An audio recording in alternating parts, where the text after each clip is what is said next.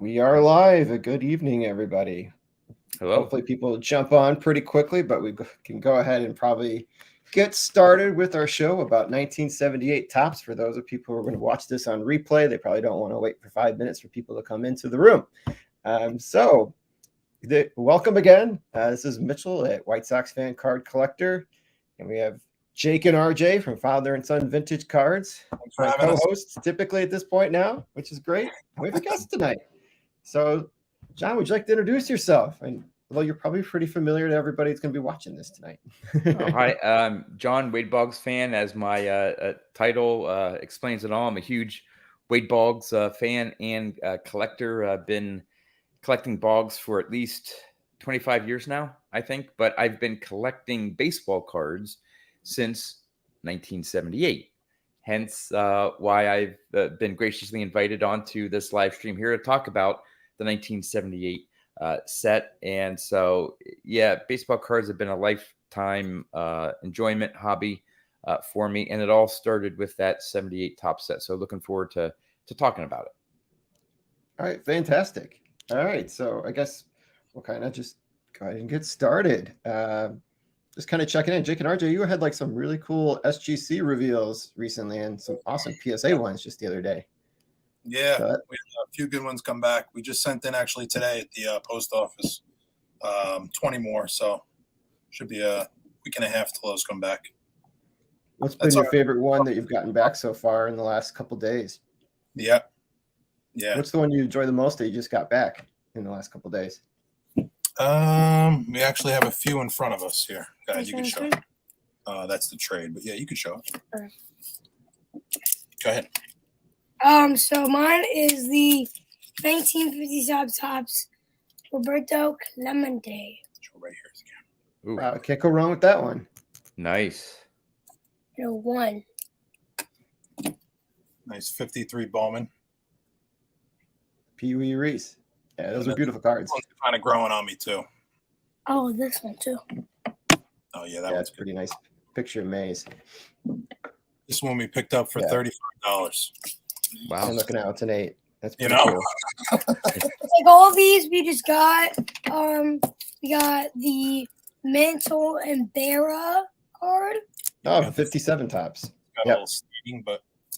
Well, mine's been run over by a truck a few times, but I like it nevertheless. Yeah. And then the Johnny Bench rookie.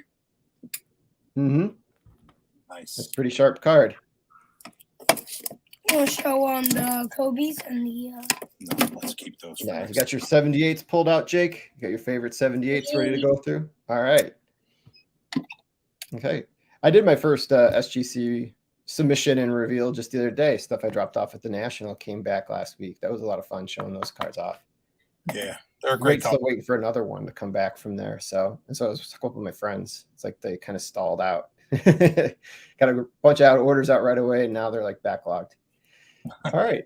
So our topic tonight is actually the 1978 Topps baseball set. I wanted to kind of just check in. Like, when did you kind of first get exposed to the 1978 Topps set? John, you kind of said since you were a kid. Is there anything you'd like to elaborate on? Yeah. Well, 1978 was the first year, not that I just can remember, but the first year that I bought baseball cards. And actually I do remember still buying those packs. I would get, my dad would give me a 50 cents allowance every week. And so every Sunday after church, we'd go to this corner, just corner store newsstand. Really, my dad would maybe get the paper, and my sister, who's younger than I, we'd go and spend our allowance, usually at that newsstand. And I was into various things, but baseball cards. I think in the fall of '78, I had bought my first football cards. I liked comics. They were 10 cents each. So with that 50 cents, back in 1978, a regular wax pack of 78 Topps was 20 cents. So I could maybe get 2 packs and maybe a 10-cent comic, or if I wanted to get some bubble gum or something. So I didn't always buy packs of cards with my allowance, but a good number of times I'd at least pick up maybe 1 pack. cello packs, and you would get, I wrote the stuff down so I wouldn't forget. You get 14 cards in a pack for 20 cents. The cello packs were 30 cents, and you'd get 21 cards. So sometimes if I just wanted to get baseball cards, I could get a cello pack if they had any, and a regular wax pack. And rack packs, which I don't recall. I may have bought one or two rack packs. I don't quite remember if they had any. I may have gotten them somewhere else. Those were all of 59 cents, and you'd get 39 cards. So I did the calculation that for a 36 pack box of 78 tops, it would cost you back then $7.20.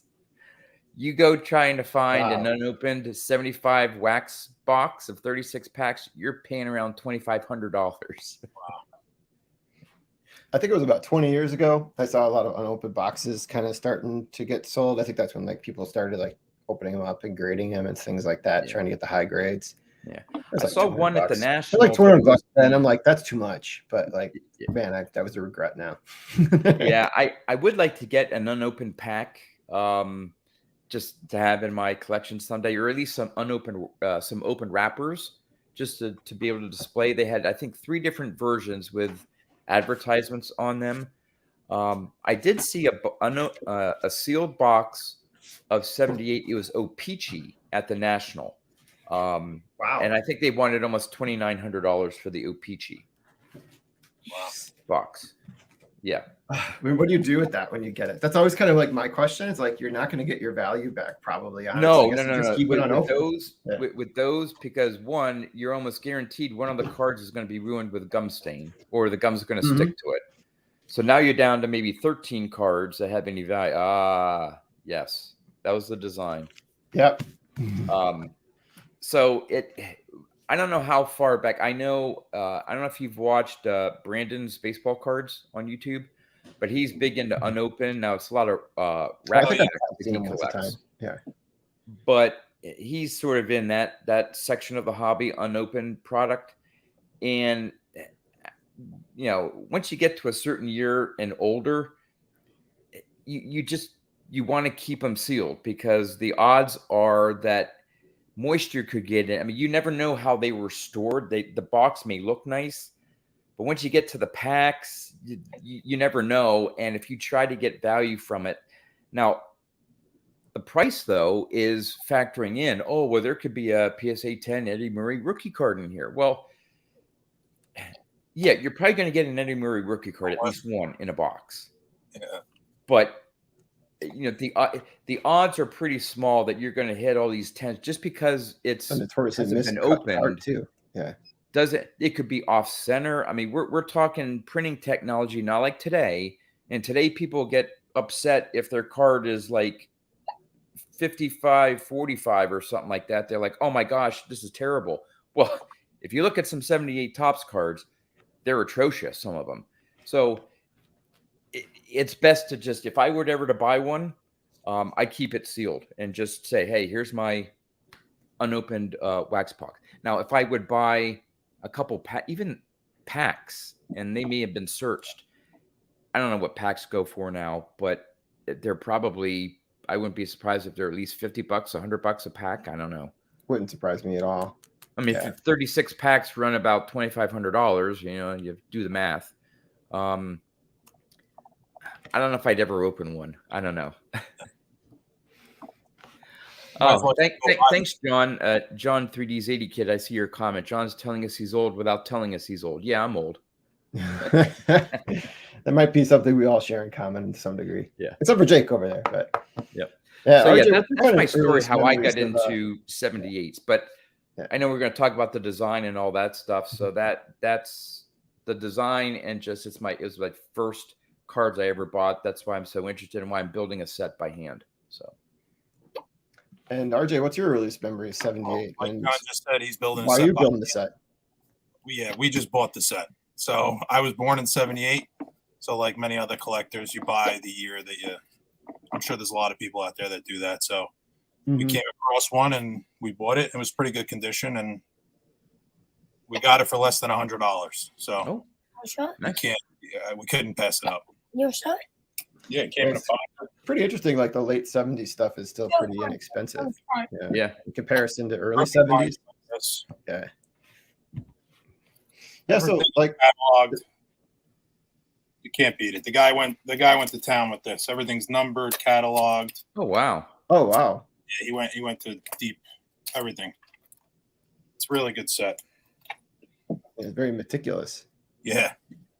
I think that something sometimes collectors have in common. 9 years old, we had to go back and watch a little YouTube video on the 70. We went back and did 77 and 78 just so he can get a little bit of a information on that, right?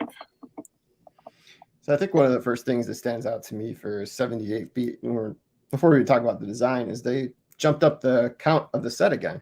It had dropped down to 660, I think, from what, 74 through, I think, 77, if I'm not mistaken. And then they jumped back up to 726, and slowly we're moving up to 792 before then they dramatically reduced it again after they got up to like just over 800, I think, in the early 90s, if I'm not mistaken. But that was like one of the kind of the interesting like increases in there. And I think they may have did that to accommodate expansion. I think they had to accommodate the teams that had just opened up, I think, the previous season, like Seattle and Toronto. And I can't remember the other teams that came into the league at that time, but I guess the design I think Seattle came in 77. Seattle and the Blue Jays, right? Yeah. Yeah, I believe those are the two teams. I don't think there was a National League team that came at that time, but yeah. I love the Blue Jays because I don't know if I have any that I pulled any, but man, the Blue Jays, I don't know, in the 78s, I don't care who the player was, they're just cool looking cards. yeah, let's possibly get into the cards themselves. So, I think the first thing that kind of stands out to me when you look at one of the base cards and not one of the record breakers and stuff is the actual cursive writing. I just don't see cursive a lot of these days. People print, and sometimes I think there was a period even when they weren't like necessarily teaching in school. But I think those team names for me has always been my favorite part of the 78 Topps cards. Just seeing all the names in cursive for me. What are some of your favorite design features of the set? And I guess we can even start jumping in and showing some cards now. Yeah. I have like two of my favorites, and RJ, and Jake, you'll appreciate these. Again, even though I'm a Red Sox fan, these are probably my two favorite 78 cards. And again, it's just the design. You got the Reggie Jackson there. And just the gold Yankees, and then you got like it's almost like a bluish purple border, and just and the All-Star shield.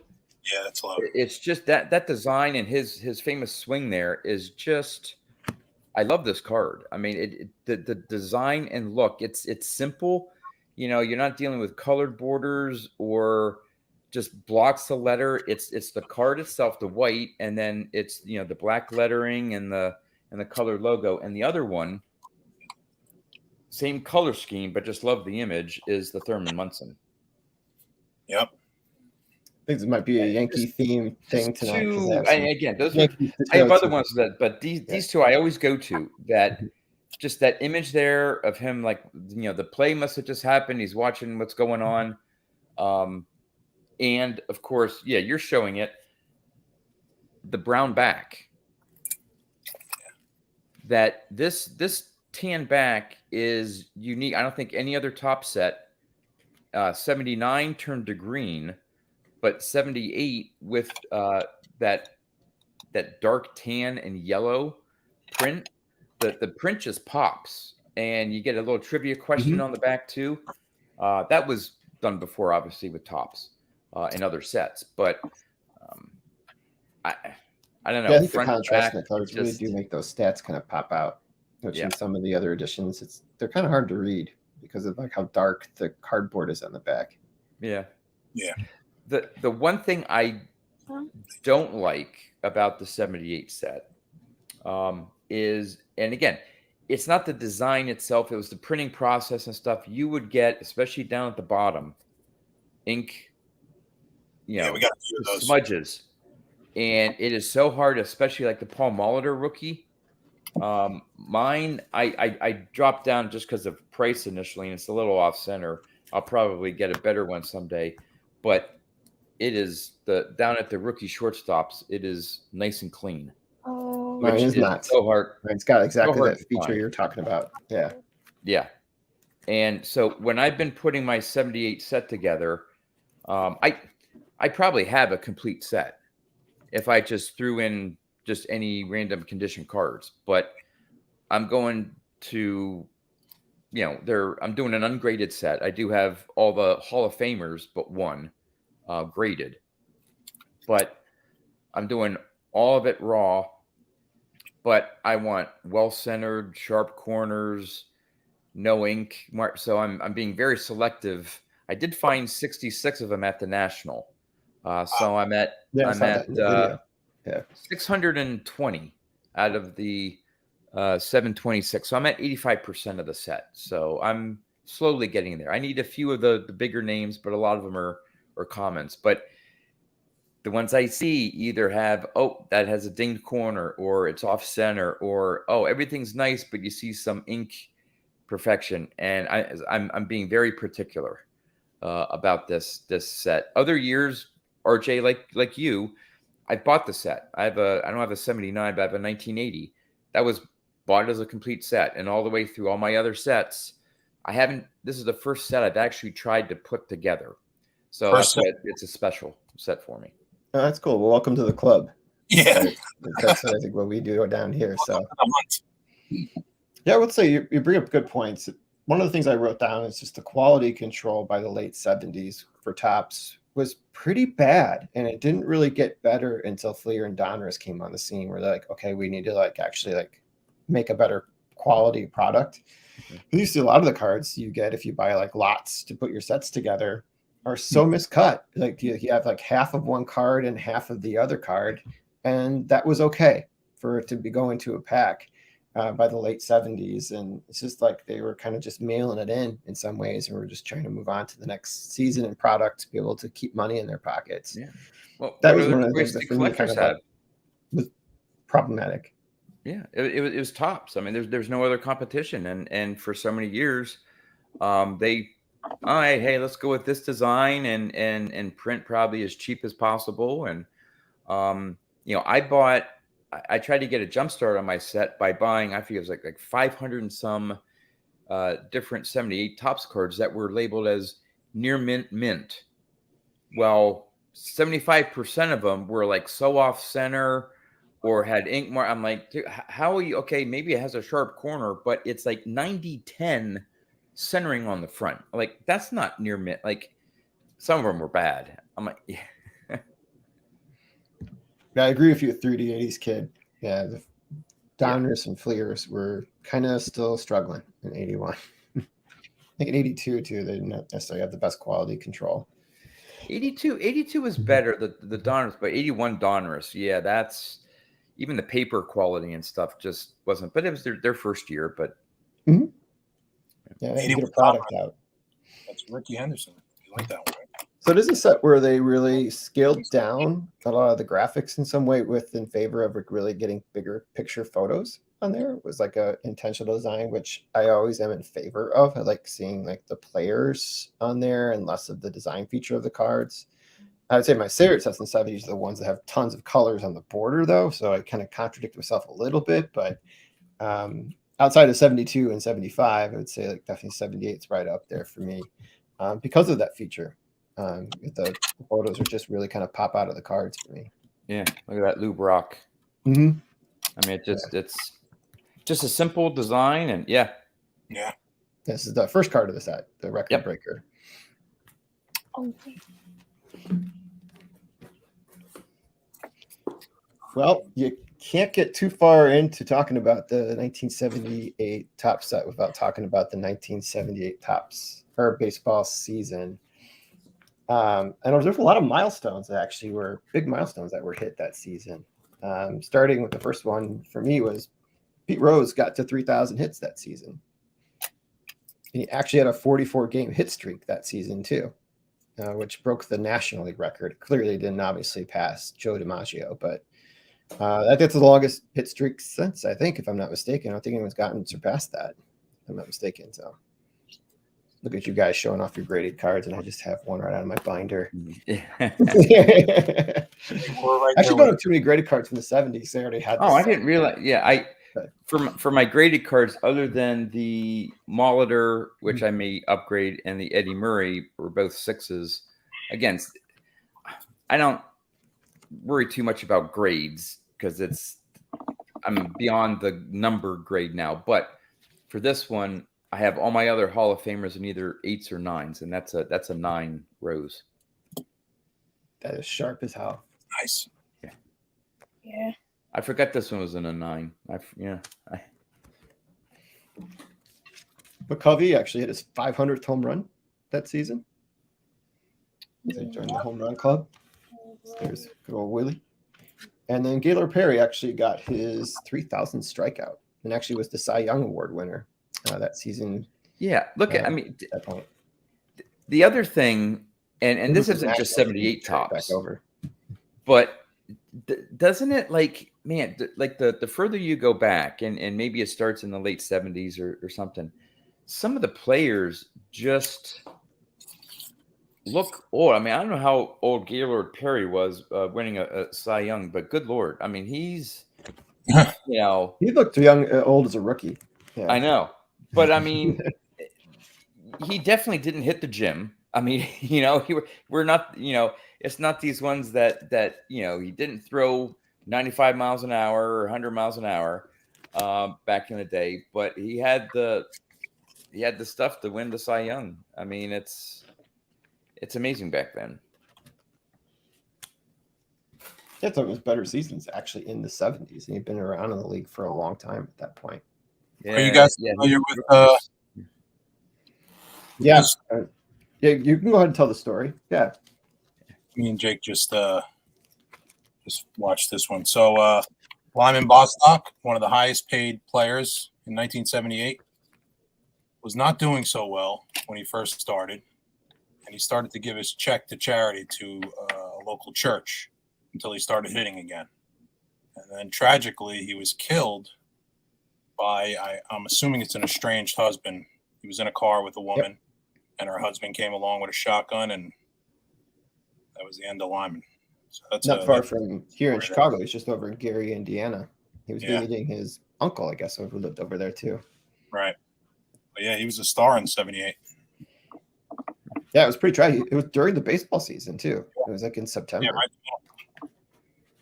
Like, that's a story I didn't know until I started doing research for this. Yep. What else? I can show these. Do you have any Burger King cards? Either of you? I know I asked RJ that. Burger? I think we have one, the George Brett, right? No. I don't think they made a Royals team set. No, it was. I know they did a Tigers. I think they did a Phillies in '78. I'm not sure. Again, the ones I have are in the basement, but I think I have a couple, just not too many. Yeah. What I like about those is, unlike the base set, where the big rookies like Jack Morris, Alan Trammell, and stuff like that are on cards where they share it with other players. At least for the Tigers team set, you can get a individual rookie card of Lou Whitaker, Alan Trammell, and Jack Morris all in the same set. And they look phenomenal because they have the same 78 tops design. I don't own those cards yet, but they're kind of on my future list, being able to pick those up. Because obviously they're players that really set the foundation for them winning the World Series years later in '84, big time. So, got to favor my Midwest teams over here. Yeah. This is our highest graded card. Got Johnny Bench. Yeah. Oh, nice one. This This is another one of my. I share my. He's not a Hall of Famer. He should be, but Dwight Evans in the 9. That must be from spring training, and I don't know what patch he's on it's on his sleeve, but I don't know, I love those old Red Sox helmets and Yeah. Mhm. Yeah. I like the pre-mustache version of him. yeah. They were a really good team in the first half of the season there. And then They were a good team up until the one-game playoff, which I think is a nice little transition to talk about the start of the postseason that year, actually, and a name that forever lived in infamy in the mouths of Red Sox fans until they finally won a World Series. Bucky frickin' Dent, although it's not frickin' in the way they would say that. They originally came up with the White Sox, and they moved them along with also Rich Goose Gossage to the Yankees. I don't remember what the White Sox got in return, but boy, they sold the farm on that trade for sure. But yeah, Bucky Dent, and that was the image I put to lead into this video, was him hitting that home run that day in the one-game playoff where the Red Sox had tied the Yankees on the final day of the season and had to go to the one-game playoff. And obviously, the Yankees went on the World Series that year. A lot of great catch, a lot of great fielding that game.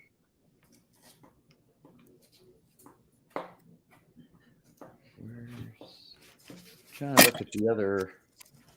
I thought it was kind of also an interesting story is the manager for the Yankees that World Series was not Billy Martin, who quit in the middle of the season, but actually it was the manager who started the season with the White Sox, Bob Lemon, who got fired in the middle of the season because they were losing. And actually he was replaced by Larry Doby, who became the second African-American manager when he joined the White Sox, who was signed by his old boss, Bill Veeck, who was the boss who owned, obviously, the Indians when they won the World Series in '48. That's kind of like a cool little local story for Larry Doby for sure. So, sticking with coaches, I don't know. Did Jim Gilliam have a card? I didn't see that he had a card. I didn't look it up to see for sure, but he passed away of the brain hemorrhage. Was he just a coach or was he a manager? They only did the managers, I think. I'm going to show Jim Gilliam. Yeah.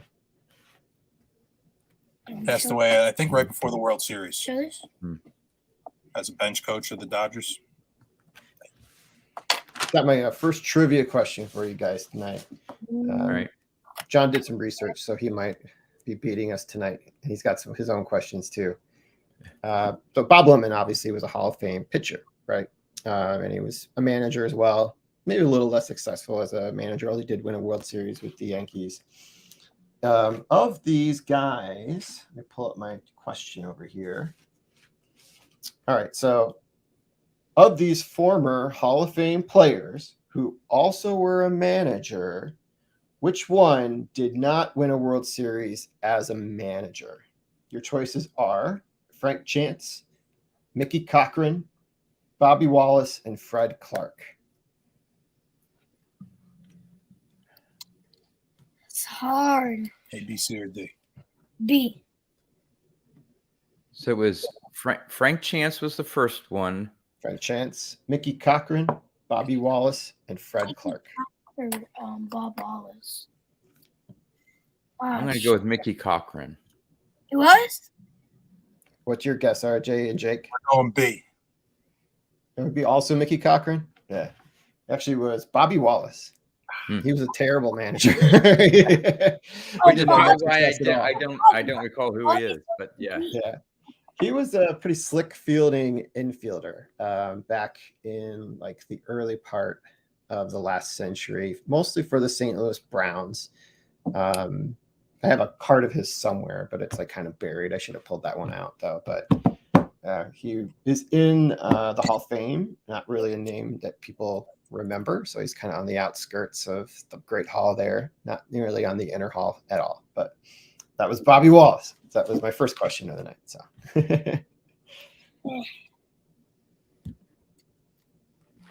here's the 78 American League MVP. Yep, Jim Rice. I have a question about Jim Rice too. Oh, I want to show one card. Zach and Porter, did you read Vecas and Rec? Is that the book you read? Or did you read a different one? So, let me get another card. It's not really a trivia question, but really, I think And you guys are gonna have a hard time answering this question. What do you got? Who This might not be about 78. Go ahead. Might not be about baseball. was the better mug? George Brett The better mug. or the 1981 Ricky Henderson mug? That's my card, though. Yeah. Which one do you like better, Jake? I'm not gonna say that because it's a question. Oh, okay. That's a personal preference. I want your guys' opinion. That's actually one of my least favorite Ricky Henderson cards, actually. Yeah. They are. This one. Yeah, it was an early career one, which is great, but it's just, and it's not a very flattering image of him for me. But, Well, I don't think you saw it. I got a 7.5. well, in that case, it's the best one. Yeah. I don't know why it got it back though. That's the That's an problem. old label. We can't share my Hold story. on, hold on. We're doing questions. Okay, question. So Jim Rice hit 46 home runs in 1978. Obviously won the MVP, as you mentioned, John. That was second in single season record for the Red Sox. There was one player ahead of him. That has been surpassed. The record's been surpassed, which was 50, which was set in 1938. It was surpassed in 2006. Can you name the two Red Sox players that are above Jim Rice on their single season home run list? Jimmy Fox. Both in the Hall of Fame. Yep. Jimmy One of them. Fox. Yep. And 2006. 2006. Manny Ramirez. No, he's not Hall of Fame. 2006.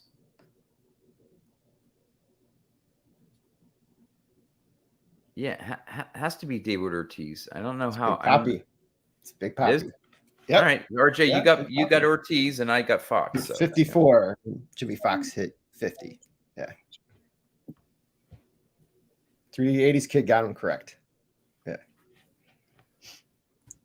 All right. So what else do we want to cover from that season? About Pete Rose with his 44-game hit streak, almost beating DiMaggio, or trying to. 2 weeks short of being DiMaggio.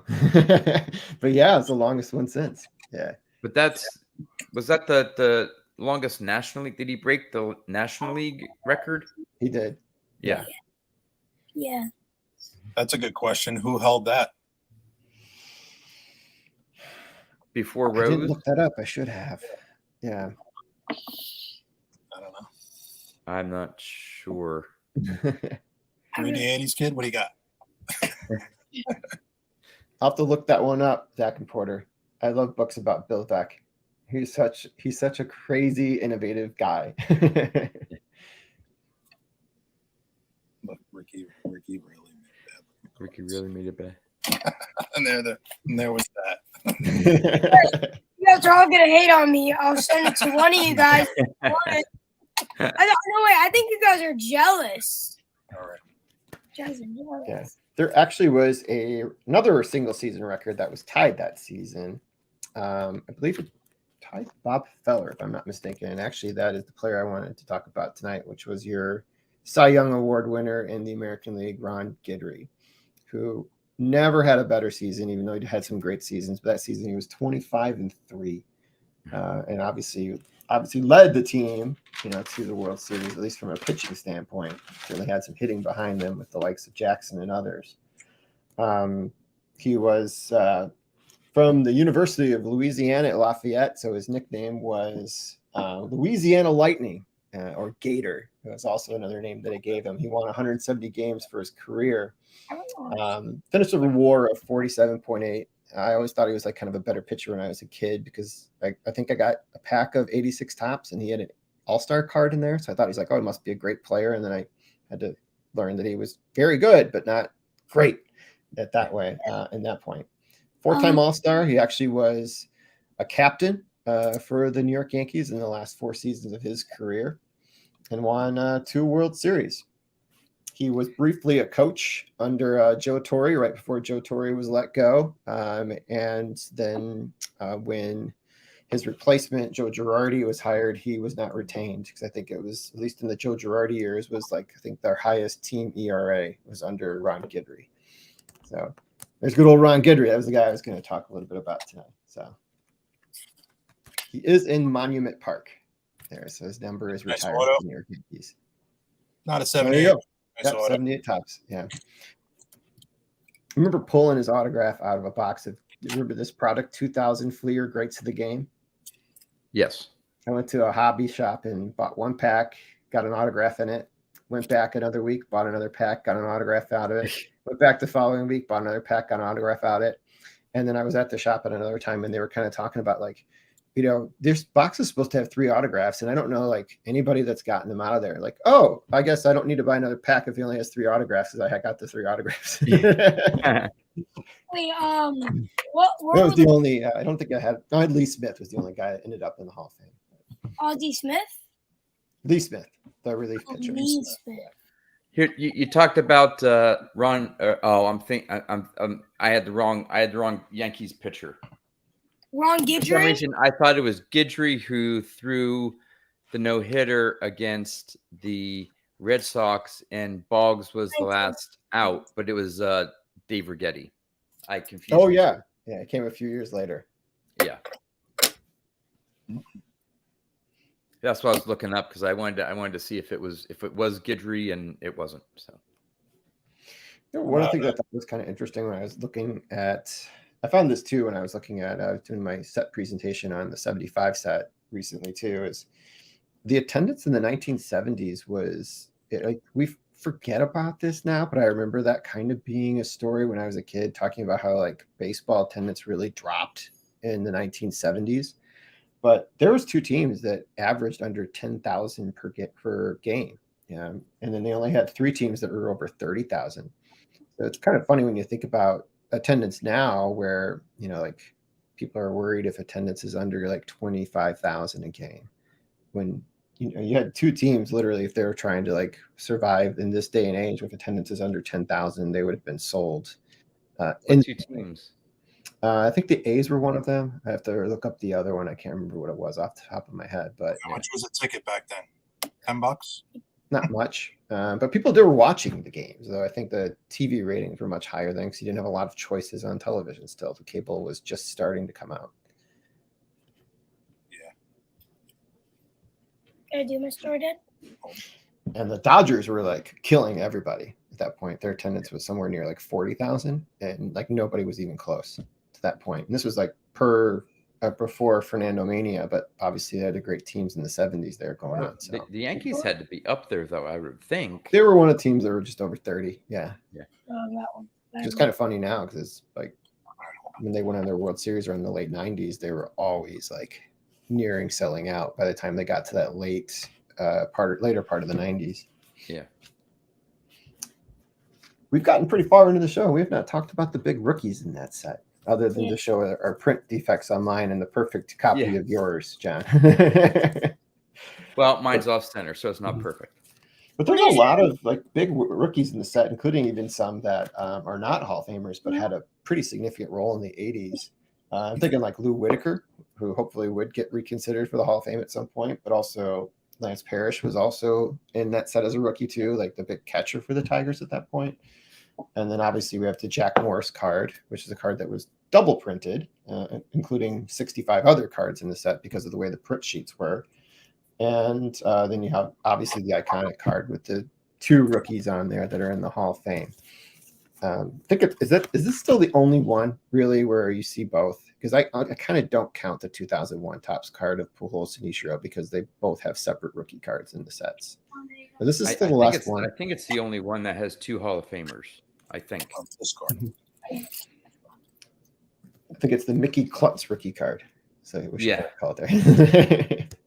The UL Washington. I remember UL Washington, but Mickey Klutz. I don't know if you can see it. But you may not be able to see it here.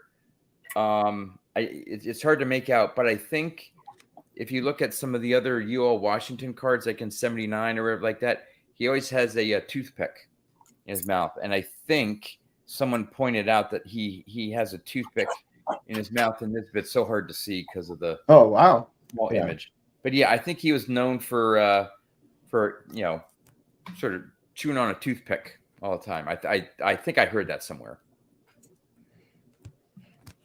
In my memory is like kind of just when I was a huge fan in like the early 90s when I was just getting into high school.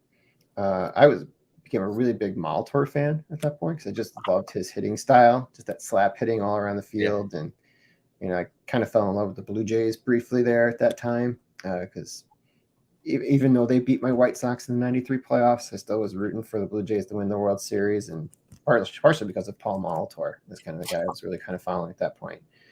But like Alan Trammell, I didn't necessarily like for some reason. It was no good reason because I was a huge Cal Ripken fan. I'm like, Cal Ripken's the best shortstop in the American League. It's not Alan Trammell, even though Trammell had some better seasons than Ripken did some years. But that was my justification. It makes no sense in hindsight.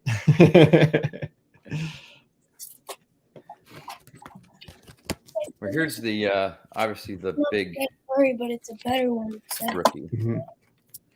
the Eddie freaking Murray. Yep. Mm-hmm. And as you notice, now Mitchell, yours is really well centered. Yes. I think Corners RJ are a little off thing, the but bottom, yeah. which is so common. Yeah. Yeah, I was pretty happy with it, and I picked it up for the set when I was putting that together. Oh God, 20 years ago now, I think so.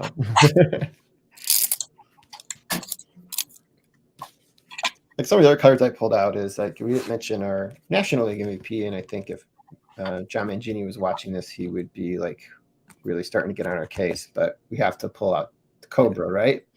Kind of show out there, which is kind of funny because he led the league in hitting, but like Foster led the league in RBIs and home runs, and he was very good second place candidate. Probably could have won it, potentially just based on those numbers alone, but. We have Dave Parker picking one up, and I'm of the opinion that he needs to be reconsidered to get in the Hall as well. Yeah, I think he'll eventually get in. Yeah, but this card is beautiful just because there's not much more 70s looking in this because of that Pirates uniform that was like kind of iconic during that time frame, even though I know they had like several different uniforms that they would wear during the 1970s, and that like big mustard yellow helmet on there. Yeah, the Pirates uniforms. Yeah, I don't have that one with me, but there's the nice that Willie. pop. Yeah.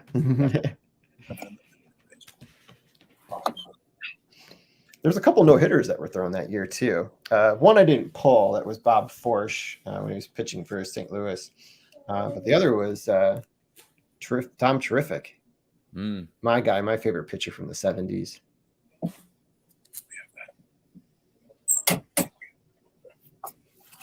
That's what you're doing a Seaver run too, John. That just kind of reminded me that. Yeah. The only one I'm missing is his rookie card. You'll get it. Yeah, eventually. You'll get it. It's just one of those things where you have to kind of like, okay, I'm not going to buy anything else for a little while in order to get it. Here's I was searching for this one as you're pulling the others. Talk about a classic late 70s. Check out the Schmidt and those. Oh yeah. I mean, that is the Steve Carlton has a very similar look with that big bushy hair sticking out, and the Don Sutton. The Don Sutton is like that's when you get the big bushy hair that he had the rest of his career, where it's just kind of stuffed under that baseball cap. There it is. Oh yeah, Eckersley. I think he did it earlier in the decade, but yeah. There's Eckersley. Yeah. How about the controversy beginning the season with the Yankees, with the Cy Young pitcher getting benched as the closer? Or Sparky Lyle. Sparky Lyle? Yeah. And he was terrible. I That was a big controversy. think they kind of figured it out by season's end as they obviously went on We got the two World OPGs Series that year. Yeah. I'll show you. The other teams that made the playoffs, I think it was the first appearance by Kansas City to get in the playoffs that year. I think that was their very first playoff team, if I'm not mistaken. 77? I believe so. Yeah, in 78 actually. I could be wrong, but it's right around that time frame. They started getting in, and the Phillies started getting really good, so they started showing up in the playoffs, and they were the other playoff opponent that year and lost to the Dodgers. You were talking about like rookie cards. This isn't a rookie card, but this is the first solo card, so it's the Rookie Cup of Andre Dawson. I love that card. I almost pulled that one, but I figured somebody would have it. Yeah. I love that card and the Gary Carter card. Yeah. I love those old Expo uniforms. Um, Even though I hated them as a kid, but now they've been gone for so long, I love them. Yeah, there he is. All right, Jake wants to show his 2 O-Peaches. Oh, nice. Staying on the Expos. Yeah. I'll show this one. Oh, you got Mm. some really good O-Peaches. We Tony can Perez and Thurman Munson. Yeah, get- nothing wrong with that. Is that an O-Peachy as well? So, The old I Robin got fingers. one card that I picked out of the set, and I thought that was really cool that I'd never seen before. Joe Torre as a player and a manager. Yeah, they did that with all the manager cards. Yep. At least for guys that were also players. They did that for sure. I think they did them, all of them. Now that I think about it. But- Yeah, there's Well- the sort of. Mhm. My I think I already story, showed the Billy So my- Martin and the lemon. All right, Jake's got a story he wants to go tell everybody. Okay. so my story is about all the 77 breaker cards and Reggie Jackson breaker. Okay. Show the rest Yeah. of What did he do that season? What did he do in Oh. 77 that we need to know about? Reggie, let's see. Reggie's season is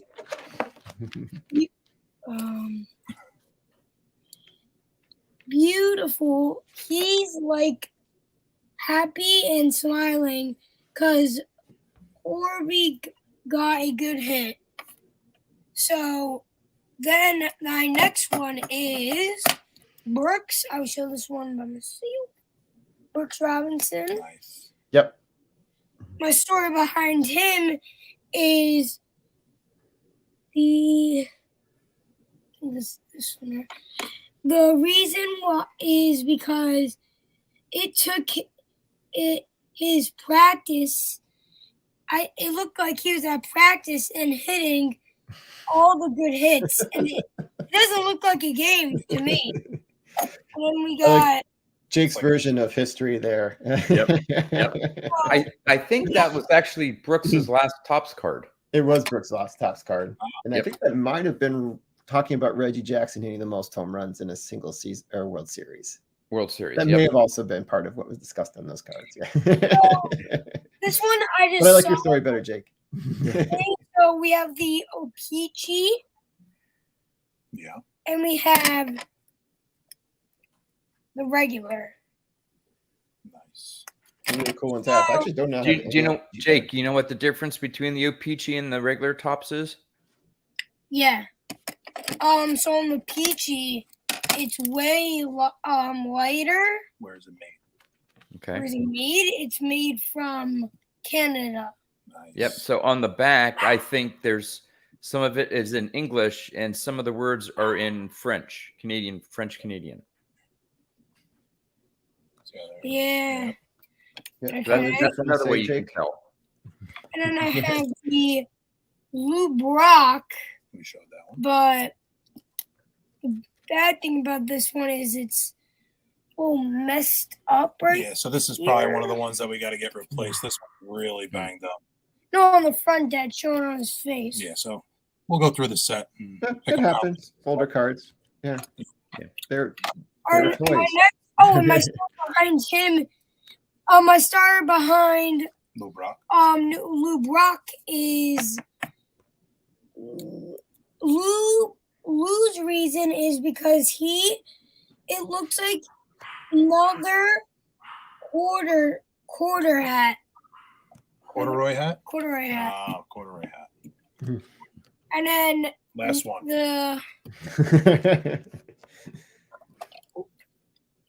the Nolan Ryan. Yep. Yeah. That's actually the first Ryan card any of us have shown. Actually did not pull the Ryan today. He actually led the American League in strikeouts that year. And my story Okay.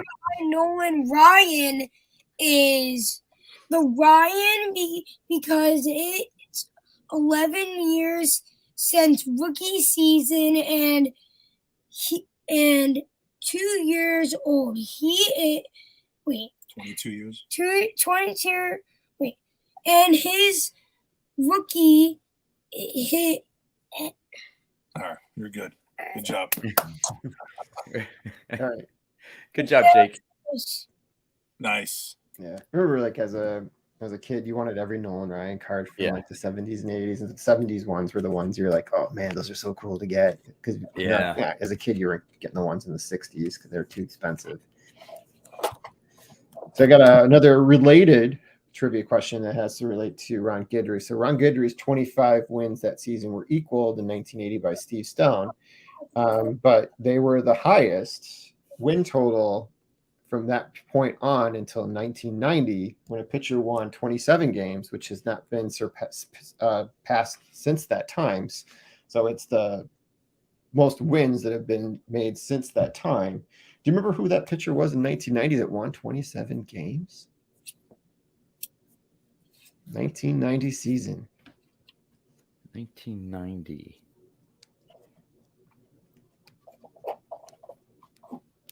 Dave Stewart. Same team, but not him. That's a really good guess. So it's not Dave Stewart. So it was on the Yankees. The A's. Yeah. Oh, it was the same. Oh, okay. So it Yeah. wasn't Stewart.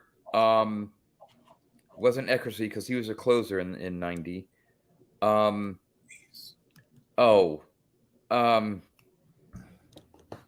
I can picture him, but I can't remember his name. Give us the first letter of the last name. W. Oh. First letter, last name. Bob Welsh. Bob Welsh it is. Yeah. Nice. Yeah, I forgot Oh, the one of I my can games. picture. I'm like, dude, what's his Yeah. name? I can. Yeah. Okay. If Bob you had Welsh. asked me that before I looked it up, I would say no. Bob Welsh was Wow. average at Well, best. I knew that it wasn't like the well-known name. It was someone that was that had just a crazy year, and yeah. Mhm. That's the end of my baseball related questions. What questions you got, John?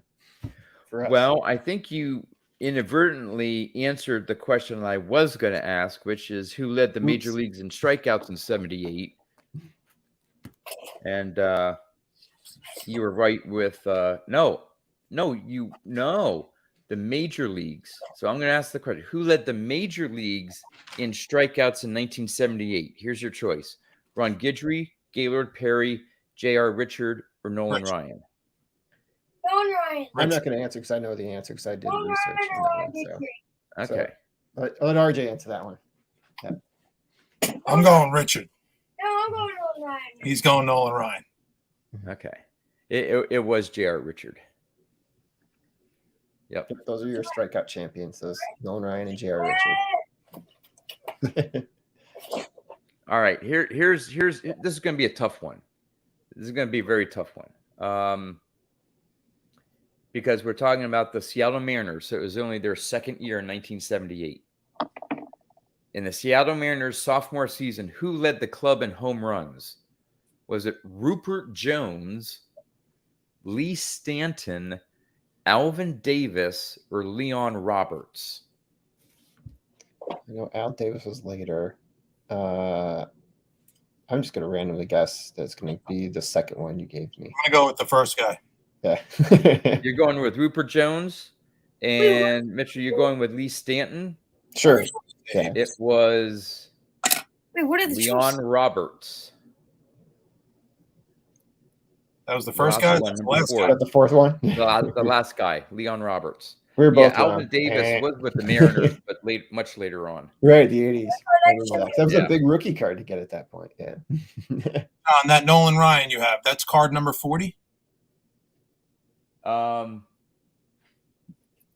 Ryan that's 400. 400.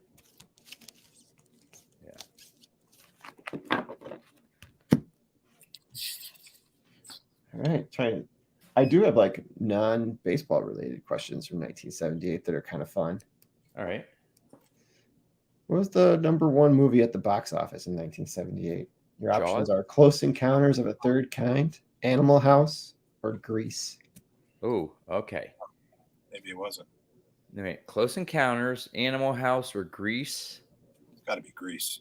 78. 78. I'm hope going to go it's Animal Close House. Encounters. And your guess was Grease? I'm Tarzan? saying Grease. Grease is the word. Is the word. Is the word. It chose Grease. I hate Grease. I hate that movie. But I John's couldn't never gonna even wanna choose join it the as an show again. answer, so I had to choose some of the other two. But No, we didn't show this one. Is there anything else we want to cover just about the 78 set? Kind of a um, music related question if you really want one more from me, but the only thing that I have to contribute for the 78 is just anyone who's listening. I need a 78 tops Jim Cott in a PSA 8. That's the only Hall of Famer that I don't have graded. And you can't find them. I'm going to have to buy a raw one and submit it to PSA because there just weren't, before he, got elected to the Hall of Fame, they didn't grade that many. And I'm looking for an 8. There were a few 9s that sold on eBay within the last 6 months, and they all went over $200 because it was oh my god, a 9. wow. Oh yeah, because the population in 9, there's only like 20 or 30 so that are in a PSA 9, and of course new Hall of Famer and all that. $200. Yeah, crazy money, and I'm not spending that much money. But I'd want at least an 8. So we'll be on out there has a Jim Cott PSA 8. 78 tops, reasonable price. I'm interested. So be on the lookout for him. Yeah. What does ours look like? I met him recently at a card show in March. Really nice guy. Yeah, it was in Jim line for his Cott. autograph. Where was that show? In Chicago. Yeah. It was Oh, the okay, because Chicago he Sports was at a Spectacular. show. I met him. It was in February or March in New Jersey. I was there to see Wade Boggs, and while we were talking to someone, Jim Cott came over before his signing and stuff, and I was like, "Hey, Mr. Cott, congratulations! Can I have a photo taken with you?" And so, yeah, he was really nice. Was that in that's really April, cool. John? I don't know if it was March or it was in again northern New Jersey. It was mainly Yankees. Center? Was it the convention center that you went to? No, it was at a mall in shoot, I think it was in was it Orange County, the one county where stores aren't open on Sundays? Orange County. So Garden State Plaza? That may have been it. It was a fairly big mall. Well, we're going to the East Coast National, so we'll be on the lookout for that now. Okay. How about the error card from the 78 set? Is it an uncorrected error? The circle right there. Nice. Now that's interesting because that's the bump wills. Yes. Yeah, because he has a famous 79, which I won't get into it, but there's a whole story with the 79 bump wills, but I don't know if I can find it here quickly. Is that another error card? Yeah, here, I'll show you. I found it. That's Maury Will's kid, right? See, the 79 bump wills is with the Rangers, and he's with the Blue Jays. Oh yeah. I remember that And card. I got him. I got it. This was my first like big card when I was little. I found out this at the time. I think the corrected one is the rarer one, and it was like worth $7. And I was a 7-year-old. So a 7-year-old getting a card that's worth $7. I mean, that's like that's huge. And so this card here, not this particular card, I still have the original card. It's all beat up. That's what got me into really collecting. Like, wow, I mean, these things are worth like this is cool and stuff. I started in 78. So of course I had to, when I started my vintage collection, had to get both versions in a 9. Oh, that's awesome.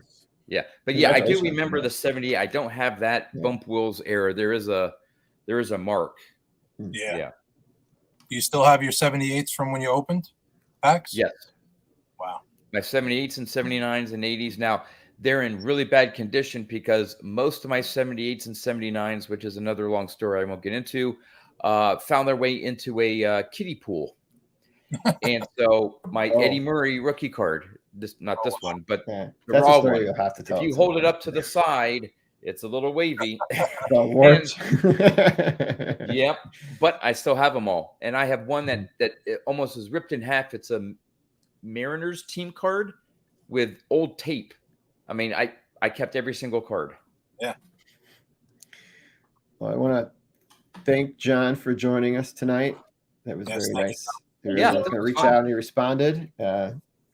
Jake and RJ, always great being on there with you.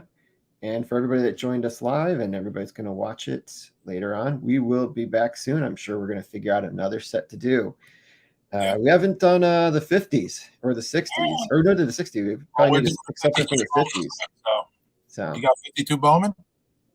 I got some 52 Bowman. Yeah, but that's not one of the sets I'm putting together, but I do love the 52 Bowmans. So Yeah. put together 53, but I think Alex has got that topic covered. I don't know if you got that one.